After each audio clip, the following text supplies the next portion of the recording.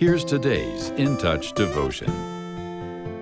Today's scripture reading is 2 Samuel chapter 24, verses 15 through 24. So the Lord sent a pestilence upon Israel from the morning until the appointed time, and 70,000 men of the people from Dan to Beersheba died.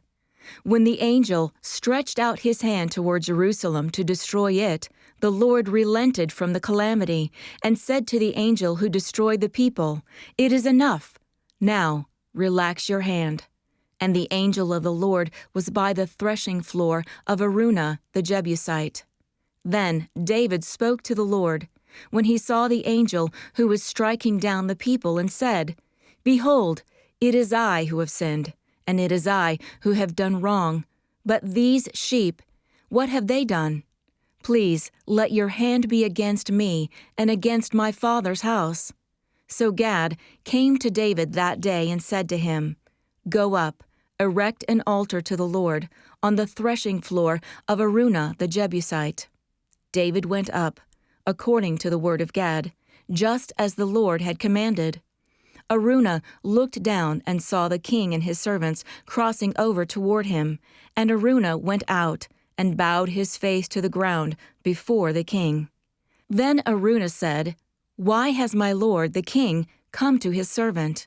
And David said, "To buy the threshing floor from you, in order to build an altar to the Lord, that the plague may be held back from the people." Araunah said to David, "Let my lord the king take and offer up what is good in his sight. Look, the oxen for the burnt offering, the threshing sledges and the yokes of the oxen for the wood. Everything, O king, Araunah gives to the king."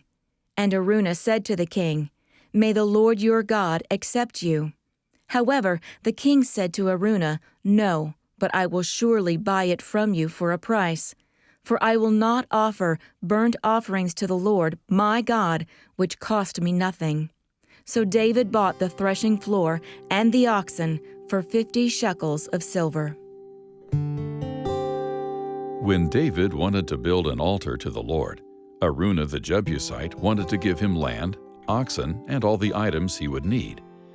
But David knew burnt offerings that cost him nothing wouldn't be an acceptable sacrifice to the Lord. Likewise, God's sacrifice of His Son wasn't free. In fact, it was extremely costly. We often hear about God's grace as a gift freely given to us, and while it's true we don't have to pay, it came at a very high price.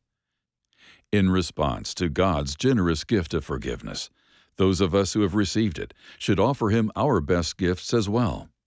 Frequently, however, we fall short and simply go through the motions, serving dutifully but remaining unengaged. Or it could mean reserving our best energy for ourselves or others. We might even set God on the shelf for later, thinking we'll get back to Him when we have a minute. But it's easy for time to get away from us before we make good on our intentions. In what way do you feel God inviting you to give Him your time? What does it look like to give Him your affection? Is there some part or parts of your life that the Lord is yearning for you to share with Him? Let us be like David and give God our best, not just what's left over.